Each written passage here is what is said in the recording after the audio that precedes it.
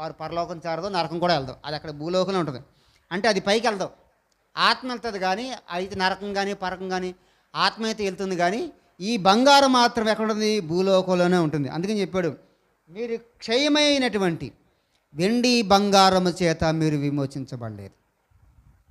బహుశా రేపో ఎల్లుండో నువ్వు చచ్చిన తర్వాత, మీ పెద్దోళ్ళు చచ్చిన తర్వాత ఏదో ఒక రోజు అది ఈ భూలోకంలోనే క్షయమైపోతుంది. దానికి విలువ ఉండదు. కానీ నువ్వు దేని చేత విమోచించబడ్డావు? చదవండి, దేని చేత అంట. అందుకే ఆగే నేను 18 వచ్చిన 19 వచ్చిన చూడండి.